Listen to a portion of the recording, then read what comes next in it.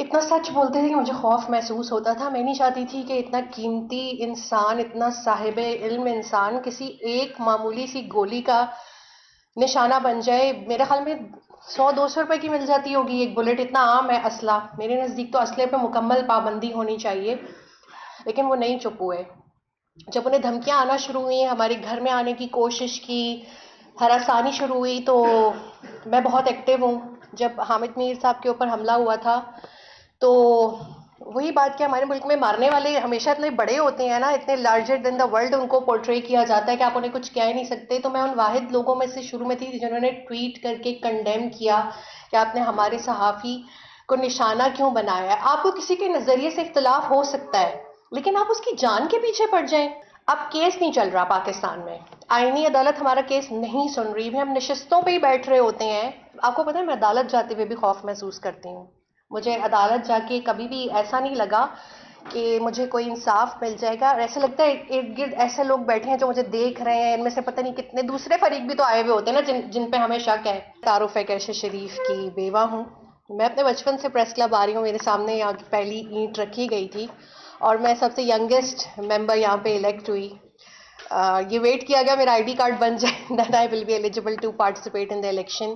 But साहब ने सबसे पहले मुझे चांस दिया था। मैं 4 साल एग्जीक्यूटिव काउंसिल की मेंबर रही, और इनके करीब वोट लिए, तो इस पर मुझे बहुत हैरत हुई कि इतने वोट मुझे कहाँ से मिल गए।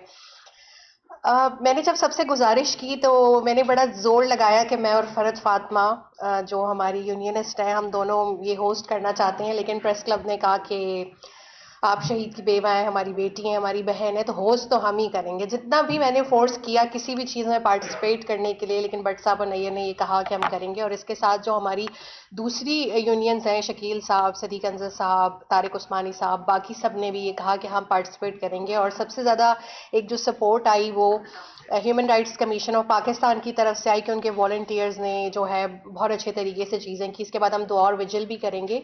जब हमारे मेहमानाने गरामी बोल लेंगे, तो उसके बाद जो पार्टिसिपेंट्स हैं, मेरी ख्वाहिश है कि वो भी बात करें, और जो कोई पहले जाना चाहता है वो भी जो है वो हमें बता दे, ताकि हम उसको पहले जगह दे दें। नाइंसाफ़ी इतनी शदीद हुई, बोलते हुए भी मैं बाज़-औक़ात कांपने लग जाती हूँ कि जिस पे बीती होगी तो कैसे बीती होगी, और मैं वहाँ क्यों नहीं थी उसको बचाने के लिए। अरशद शरीफ को खून से घबराहट होती थी, कभी शेव करते हुए भी कट लग जाता था, तो एकदम से शोर की मुझे आवाज़ आती थी, मैं भागते हुए जाती थी, क्या हुआ है? तो कहते थे ये देखो कट लग गया। मैंने उनके शेवर चेंज कर दिए। मैंने कहा पता नहीं आप क्या करते हैं, क्यों आपको लग जाते हैं। एक दफ़ा फौज के साथ कवरेज पे गए, तो कोई बग उनको काट गया, और स्केबीज सा हो गया, पूरा दानों से भर गए। वहां से यहाँ तक सब्र करते रहे, किसी को बताया नहीं कि मेरे साथ क्या हो रहा है। घर आके एकदम से शोर डाला, डॉक्टर मीला से पूछो कुछ, मुझे कुछ हो गया है वहां पे, मुझे कुछ काट गया है, and I need some kind of a treatment. तो मैं अक्सर हमारे जितने जानने वाले डॉक्टर्स थे, उनके स्टाफर्स को घर ही बुला लेती थी, और कहते थे शो से पहले मुझे अपना बुखार 0 पे चाहिए। 102 बुखार हुआ होता था, कहते थे मैंने ऑफिस जाना है। मैं कहती थी इस तरह नहीं किया करें, आपके स्टाफर्स की भी कोई पर्सनल लाइफ होगी, उन्हें जीने दिया करें। सैटरडे संडे भी आप ऑफिस चले जाते हैं, और हमें भी इम्यून किया हुआ है कि बस एक दिन की तफरीह करनी है और बाकी सारा वक्त काम करना है। इतना सच बोलते थे कि मुझे खौफ महसूस होता था। मैं नहीं चाहती थी कि इतना कीमती इंसान, इतना साहिबे इल्म इंसान किसी एक मामूली सी गोली का निशाना बन जाए। मेरे ख्याल में 100-200 रुपए की मिल जाती होगी एक बुलेट, इतना आम है असला। मेरे नज़दीक तो असले पे मुकम्मल पाबंदी होनी चाहिए, लेकिन वो नहीं चुप हुए।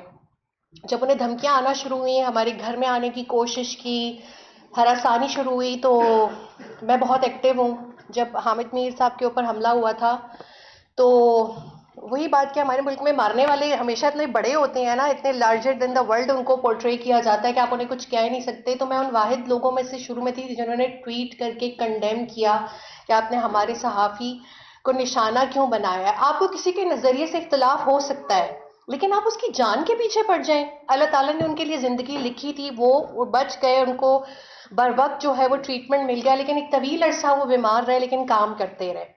उस वक्त 2014 की बात है कि हार्डली हम कुछ लोग होंगे जो सोशल मीडिया पर ये कंपेन कर रहे थे कि जस्टिस दें। अरशद खुद अदालतों में जाते रहे, कुछ भी नहीं हुआ। मुझे ये नहीं पता था कि जिस तरह मैं मिस्री खान को देखती थी, वली बाबर को देखती थी, अभी जो रिसेंट हमारे सिंध में जितने हमारे जर्नलिस्ट इस दफा शहीद हुए, सिंध हुकूमत कहती है जाती दुश्मनी थी। भाई हमारी किसी से जाती दुश्मनियां नहीं होती, हम कोई बदमाश नहीं है, लैंड माफिया नहीं है, मनी लॉन्ड्रिंग नहीं कर रहे, हमारे कोई हम में से मेजोरिटी लोग तो शायद स्मोकिंग भी नहीं करते हैं, और हम पे मुकदमे कौन से बनते हैं? मंशियात के। जो शख्स स्मोकिंग ही नहीं करता उसके पास तो मंशियात भी नहीं होगी।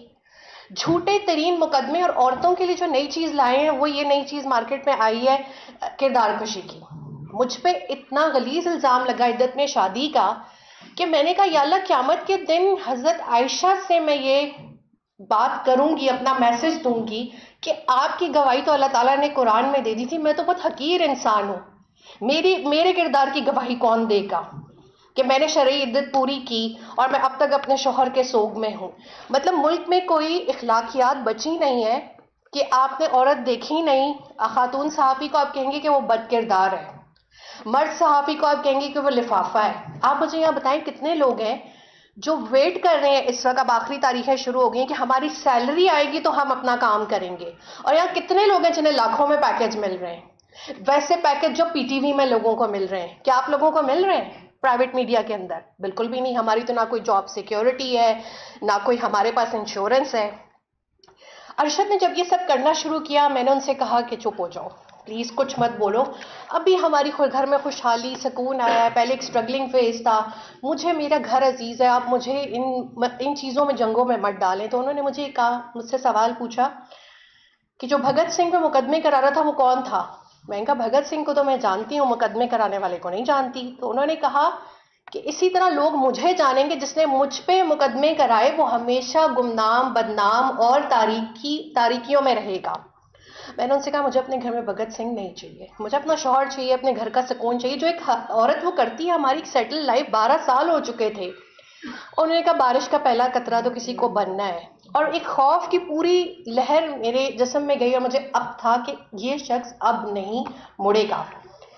मुल्क से वो जाना नहीं चाहते थे, वीजा उनके पास था नहीं, पर जब ये मैसेज आया ना कि हम तुम्हें बरहना करके तुम्हारी वीडियोस फैलाएंगे, तो वो बेलिबास नहीं होना चाहते थे। ये वो टर्निंग पॉइंट था जहां से उन्हें आर्जी तौर पे जाना पड़ा, और उन्होंने मुझे ये कहा कि मैं वापस आ जाऊंगा। मैं कोविड से रिकवर कर रही थी, मैं सफर करने की हालत में नहीं थी, और मेरा भी पासपोर्ट एक्सपायर हुआ था, हम इतने घूमने फिरने जाते ही नहीं थे। अब वहां पे वो जाके ज्यादा बेबाक हो गए, अपना यूट्यूब शुरू कर दिया। जब उन्हें टारगेट किया गया तो वो इतना ब्रूटल था कि मुझ तक वो तमाम तस्वीरें पहुंचाई गई कि मैं देख लूं कि ये देख लो अपना शौहर सच बोलता था ना, हमने देखो इसका क्या हाल किया।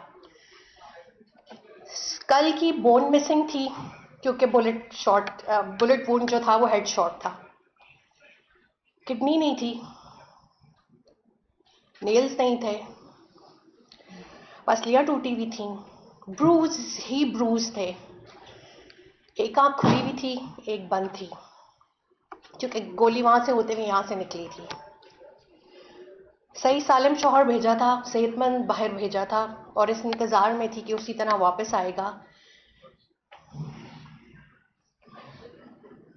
ये सब इसलिए किया गया कि बाकी सब भी खामोश हो जाएं कि देखो हमने उसका क्या अंजाम किया। वो वैसे तो इनके बहुत क्लोज था, लेकिन इनके बेनिफिशरी नहीं था, वो किसी से फायदा नहीं लेता था। वो चुप नहीं किया, उसने जमहूरियत के लिए, असल जमहूरियत के लिए आवाज बुलंद करता रहा कि इस मुल्क में डील्स के जरिए से, एनआरओस के जरिए से जमहूरियत नहीं आएगी, वोट के जरिए से आएगी। और जमहूरियत और सहाफत का बहुत क्लोज रिश्ता है। आज देखें, आज हमारे साथ ऑपोजिशन भी बैठी हुई है, मैं उनकी शुक्रगुजार हूँ। ऑफिस है, ईयू चले, और दूसरा कि हमें चीफ जस्टिस, क्योंकि और हम किसके पास जाएं? फॉर्म 47 की हुकूमत से मैंने कभी कोई गुजारिश नहीं की, और ना मैं कभी करूंगी। ये सिलसिला रुक जाना चाहिए। अगर हमने इसे नहीं रोका, हमने इस पे बात नहीं की, हमने मिलकर जद्दोजहद नहीं की, तो अल्लाह न करे कल किसी और का नंबर है। और आप मुझे बताएं कि ये जो 14 लोग इस साल 2 सालों में इस नए रजीम में कत्ल हुए हैं सहाफ़ी, क्या इनके लवाहिकीन कहीं जद्दोजहद कर पा रहे हैं, कहीं बोल पा रहे हैं? हमारे पास तो फिर एक प्लेटफॉर्म्स है, सोशल मीडिया है, हमारे अपने इदारे हमें सपोर्ट करते हैं, हम बोलते हैं, एक दूसरे के कहने पे आ जाते हैं। यहाँ पे हमें एक मैकेनिज्म बनाना होगा इस हैरासमेंट से डील करने के लिए। हम अपने कीमती सहाफ़ियों को इस तरह नहीं खो सकते। गोलियां लग जाएं, उन हरासानी हो जाए, उनकी जॉब्स चली जाएं। हमें मिलकर इस पे काम करना होगा। और दूसरी चीज़ कि हमें फंड कायम करना होगा अपने उन तमाम सहाफ़ियों की बेवाओं के लिए, बच्चों के लिए जो इस चीज़ को डिज़र्व करते हैं। Thank you so much.